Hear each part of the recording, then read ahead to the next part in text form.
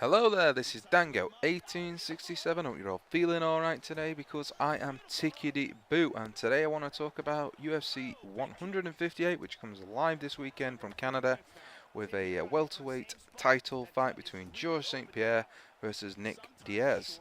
We all know GSP has been at the top of his game recently and has not been defeated since 2007. He comes into this fight with a victory via decision over Carlos Condit. Carlos Condit, however, is the last person Nick Diaz fought and was defeated by himself, so it makes for an interesting fight. GSP, as we all know, is at the top of his game, probably one of the best pound-for-pound fighters of his generation, but Diaz has been in there with many top fighters and defeated most of them. His last defeat, bar the Conduit fight, comes way back also in 2007. So we know GSP is going to come with fast striking, great technique and an explosive wrestling.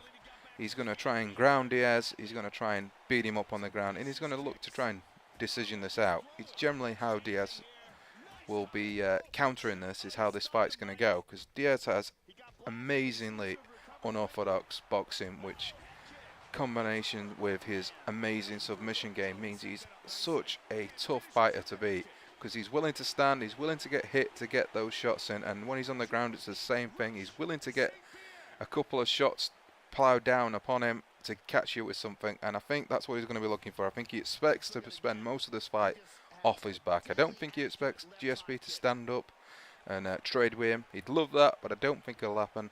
But I think GSP's got too much in his submission defense locker to get caught with anything, unless he gets rocked first before the takedown happens, and I can't really see it. So I think GSP will defend his title, he'll ground out another decision, and he'll move on to the next person. The next fight I want to talk about on the card is Carlos Condit versus Johny Hendricks, and Johny Hendricks is coming into this fight on an absolute tear.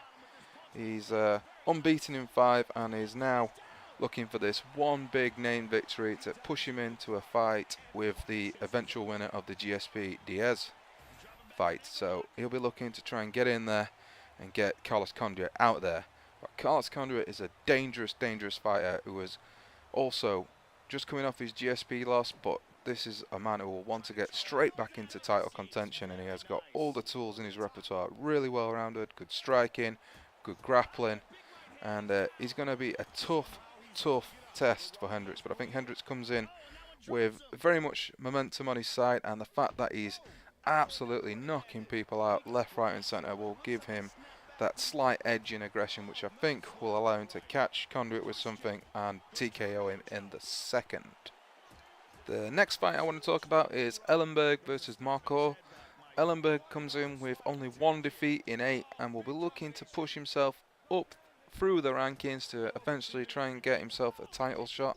Marquardt comes in with a defeat on his last Strike Force fight, where he lost to the talented Belgian Safedine in a 5-rounder, where he pretty much was on the wrong side of a pretty one-sided beating for most of that fight, but he lasted in there. He used his versatility and his experience to hang in there and get to the end of that fight, but it was a pretty solid defeat on his thing. He'll be looking to bounce back against Ellenberger, who is very much inexperienced.